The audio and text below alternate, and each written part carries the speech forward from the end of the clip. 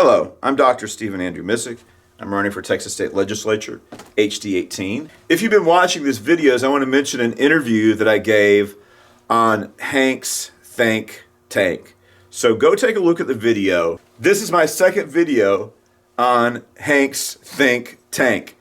And apparently, Hank, that is a liberal. So these were hostile interviews. And I knew I was going to be under attack again. So I was prepared, and I feel like I prevailed. In fact, like I said, this is a hostile interview. Mr. Hank Vatt does not want me to win. He's a supporter of the left-wing rhino Ernest Bales. He supports everything Ernest Bales is doing to harm HD 18. Hank Vatt likes Ernest Bales and supports him. So this is a hostile interview because he's trying to take me down. But I think I did very well in the interview. I think like I said, I aced it. So I want to mention a couple of things that I didn't really get into in the interview. And one of the things that he asked is like, okay, you're Texas State legislator now. You're a representative, state rep, Dr. Stephen Andrew Missick, and you're in Austin. What kind of new legislation would you pass or introduce to secure the border?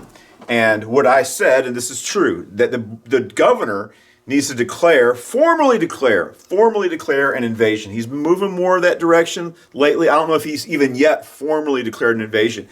And what that means, you can watch the interview where I talk more about it. What that means is it gives the governor the authority to tell the National Guard to repel, to arrest, detain, and expel all the illegal aliens. These people should be called, I was listening to Mark Dice, and I agree with him on that. They're not illegal aliens. They're not undocumented workers. At this point, they are foreign invaders. This is a foreign invasion, and as was mentioned, we have people from all over the world flying to Mexico to illegally enter our country to live off the largesse of the American taxpayer. That's what's going on. 20 million people, at least, or maybe even more than that, at the end of the Biden's first term. This is unsustainable. It's going to kill our country. But what I want to say, I've talked about this in some of the things I've written, that what we need to do is, I think we need a constitutional amendment. Arizona, a few years ago, is attempting to use state resources to enforce immigration law. And the Obama administration, just like the Biden administration, which is really the same thing, Obama's still in control, obviously. They want to keep the border open. They want this barrage of illegal aliens. They want this invasion. The federal government and the Democrat Party is facilitating it. So when there are attempts to stop it, as we see with just concertina wires, they want to cut the concertina wire and open it so there's nothing that impedes the flow of millions, tens of millions, hundreds of millions of illegal aliens just making a run and crossing our border. The left-wing Democrat administrations want that. And in fact, sadly, the Bush administration, we have Jeb Bush and George W. Bush, they want an open border as well. And that's why they're opposing President Trump. We need to have a constitutional amendment that says states have a right to enforce immigration law. The Supreme Court's trying to make the decision that that's the exclusive purview of the federal government. But that's insane. States have an interest in border security, and the federal government should not be allowed to harm the states. Actually, you can argue it's unconstitutional for the federal government to force there to be open borders and to facilitate an invasion, because one of the obligations of the federal government is to protect the states from foreign invasion. But right now, the Democrat Party is facilitating it. So there are things I think we need to do, more things we need to do to secure our border. One of the things that I wanted to do in the interview was talk about Ken Paxton. I have these papers here that talk about Ernest Bales' voting record.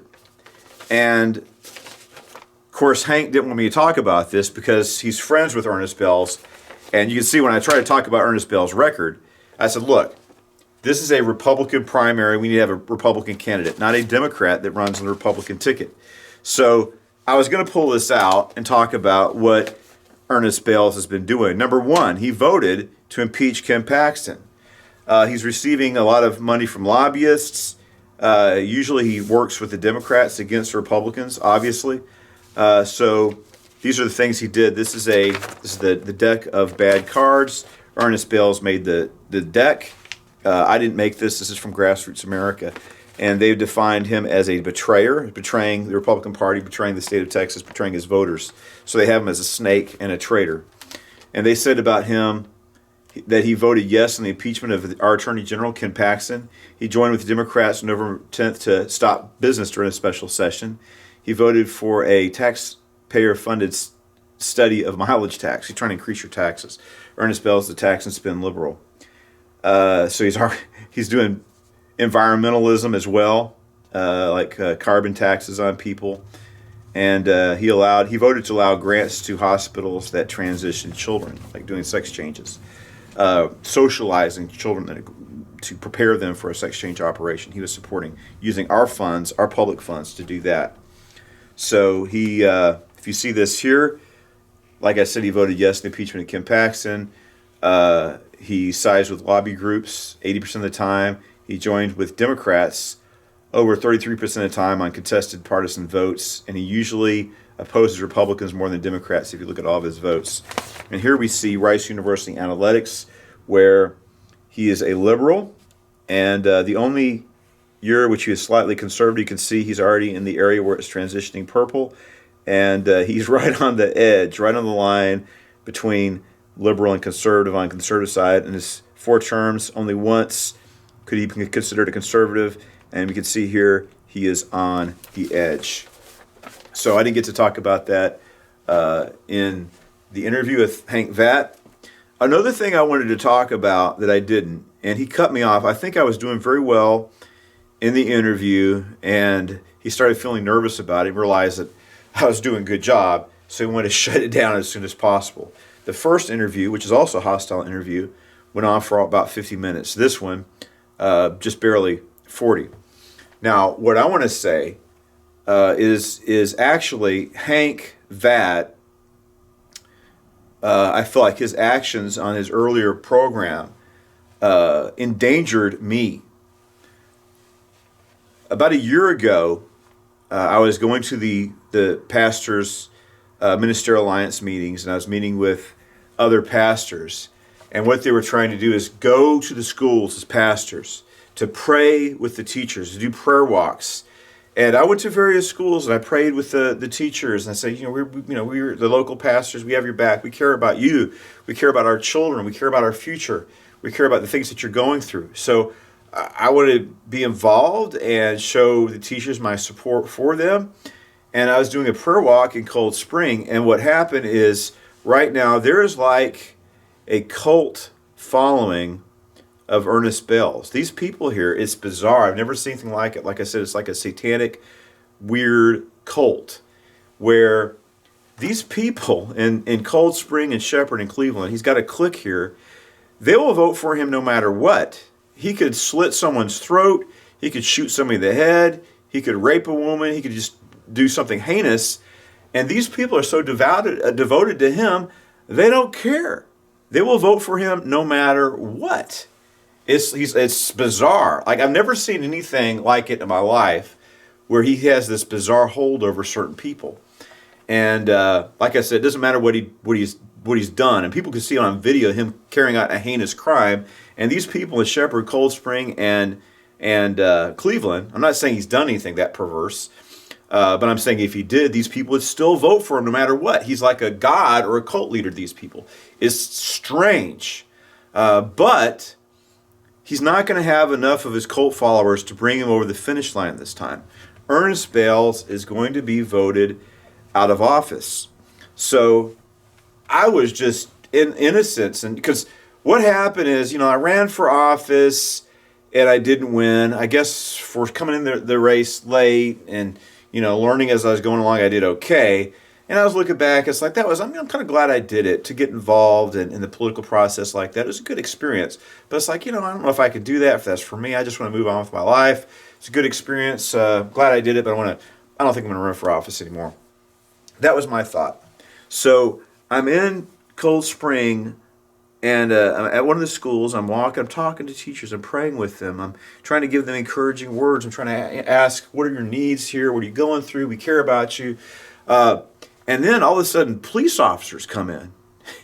And are you Dr. Missick? I was like, yeah. And they brought me out, and I think they were trying to provoke some kind of an incident. I was just walking. I was with another pastor, and we're having good interactions and exchanges with the teachers.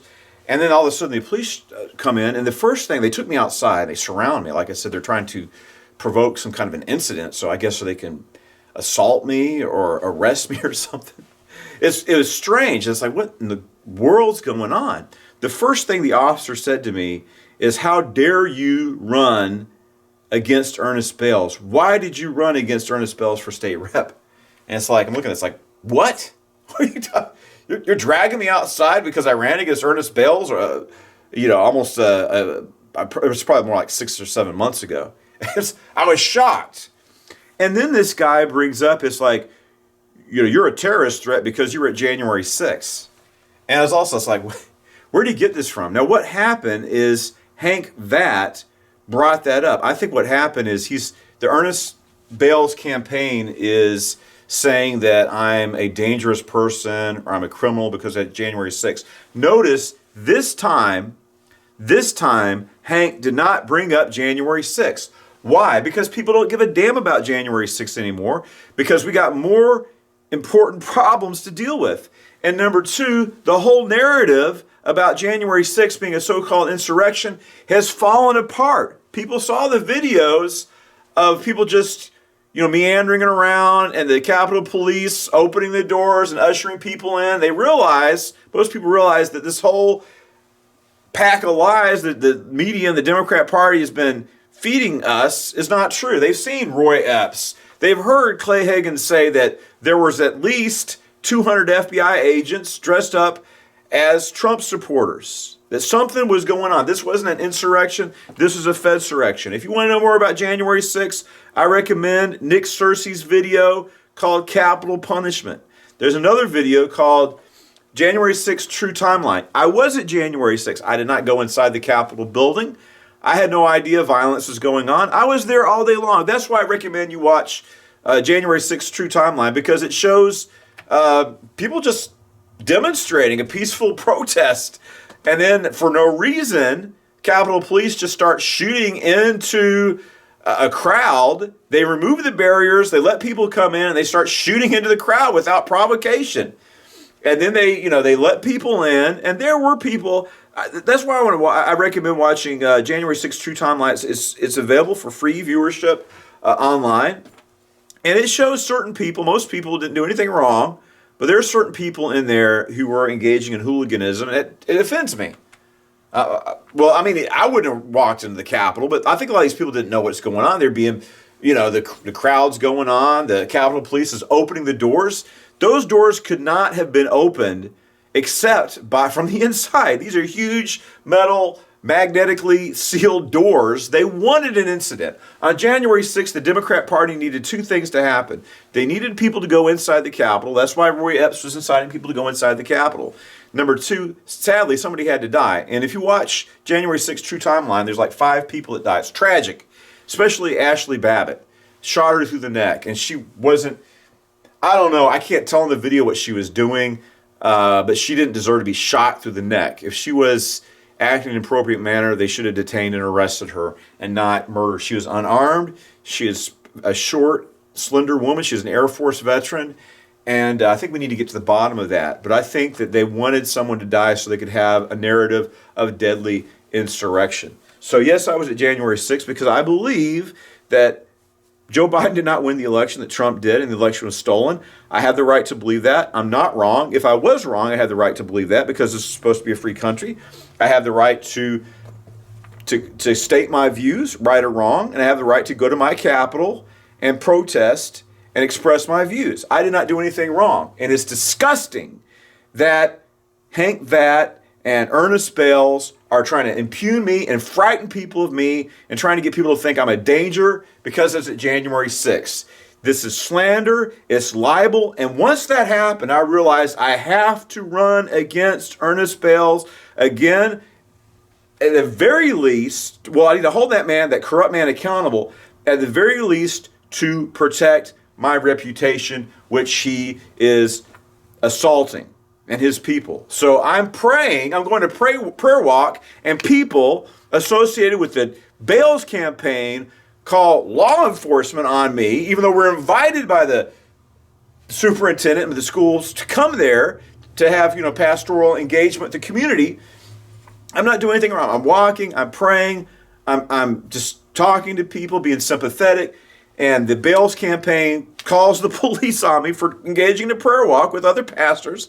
They take me inside. These cops bully me, try to coerce me into some kind of yelling at me, trying to get me into a violent confrontation so I guess they can kill me or arrest me. It's insane. Like I'm telling you, there's a satanic cult of Ernest Bales, and we're going to defeat them. And these people, these cult followers of Ernest Bales, their dear leader is not going to be holding political power anymore. And thank God for that. The publicity against Ernest Bales, and I've done some, the most powerful and effective anti-Bales publicity is not even coming from me. It's coming from other conservative organizations, from Governor Abbott, from Ted Cruz, from Ken Paxton. And I've met with several of these people. I'm not going to say who said this. I was talking about Ernest Bales. Their response, I can't stand that guy, because they know him very well, and they know that he is a minion and a toady of the left-wing Democrat Party and the left-wing teachers' unions. So this is a good interview I gave. I feel good about it. I recommend you watch it. And these other things I've talked about are points that I didn't get to make that I wanted to. I think once Hank saw that I was running away with it, he put the brakes on and he closed down the interview. But I want to conclude with this, and that is our nation is in peril. I don't know that if we can survive 4 more years of Joe Biden. I don't know if we can survive 1 more year of Joe Biden. I was hoping, this is why we have election fraud. I believe that we had a red wave, and I think they stole so many seats. I'll give you, there's many reasons I believe that. I've never seen over 20 seats they had to spend months counting. What's going on? My whole life, we knew the results of the election the day of. I mean, if it was like 3 or 4 seats, we'll understand things happen. But we didn't know for almost a full month who the majority party of the House of Representatives was. And all these close votes in the Senate, the Democrats somehow found a way to win. And I believe there's massive voter fraud going on in this country. And since conservatives and Republicans are not fighting back effectively, and they're letting Democrat Party get away with this, stealing elections, they have this power. I believe they're going to lose, and they're going to lose big in November. But these people are desperate for power. They're fanatics. They're radical Marxists that believe in this dystopia. They think it's a utopia of Karl Marx. They want to create a Soviet Union style government here in the United States. And I'm telling you, it's going to be complete with death camps. That's what communism and Leninism and Marxism's all about. And regardless of what happens with their evil plans that they have, look at hyperinflation. Look at crime. I've known several people out there. People come and tell, yes, my brother died or my son, or somebody close to them, my nephew died of fentanyl poisoning, or, my aunt, talking to people, my aunt was carjacked 2-3 times. This is dangerous things. So they have 20 million illegal aliens coming across our border in just 3 years. And just watch what's going on in New York City. Beating police officers in the street, and then they're released. What's going on? This cannot continue. And then we have war breaking out in the Middle East. Abraham Accords were under Trump. Peace, prosperity, a positive future. Joe Biden is destroying everything. And we have wars breaking out. And we could be, with a wide open border, we don't know who's coming. We could have terrorist attacks over here. We could have more wars abroad. We have the whole world, the whole country on fire. And this is unsustainable. We need change. And just think about it. That's why we need someone like me in office, a fighter, someone who's been to combat, someone who's take hostile fire. We need someone to understand the state of our nation and the dangers and the peril, dangers we face, the peril we're in. Just think about how crazy these people are. What's going to happen when Trump wins on Election Day in November. But he's not going to take office till January. They're going to unleash hell on this country, the Democrat Party is. And they're going to do anything they can to stop President Trump for assuming office again. These people are crazy. They're a threat to our Constitution. They're an enemy to our Constitution. These people in the media, these people are, stealing. We don't have a legitimate representative government right now with Joe Biden. He didn't win the election in 2020. He doesn't have a mandate for this far left agenda. He's not even in power or in control. He doesn't know who he is, where he is. Not only can Joe Biden not put together sentences, he can't even enunciate words. He falls down. He messes his pants in front of people. And why is this going on? Because there's people that like that because they can do whatever they want without accountability, while this bozo's out there as a figurehead or while they're bringing our country down, while they're implementing their left-wing agenda. We need somebody to stand up and fight for America. We don't need Ernest Bales in there who are Democrats running on the Republican ticket. We need conservative fighters. And that's what I will be. That's what I have been. And that's what I'm going to do when I win on March 5th. Please vote for me. So watch the video. This is kind of a little supplemental. These are the things I didn't get to say that Hank didn't allow me to say, but I'm saying them now. So check out the video, the first and second one. And these are the things I've been through. And I tell you, like I said, most of the people, like probably 99.999% of the people that are January 6th, peacefully protested. And a lot of federal agents encourage violence or engaged in violence. But if anybody behaved inappropriately or disrespectful of our Capitol, I think those people should be punished justly. But everybody has the right to a speedy trial. We have people that have been in prison in solitary confinement, like the Buffalo guy. Was it Jacob Chamsley? Oh, they try to, because he looked so bizarre. But the guy was a Navy veteran. I guess he says the reason why he dresses up that way, he's a Native American, Indian. And, he's got mental problems. And if you watch the whole video, he's howling. I don't like the way he was howling because I think this is kind of like the sacred halls of Congress. You shouldn't be doing that. But most of his behavior wasn't really that bad, not to merit him being in prison and in solitary confinement the way he was.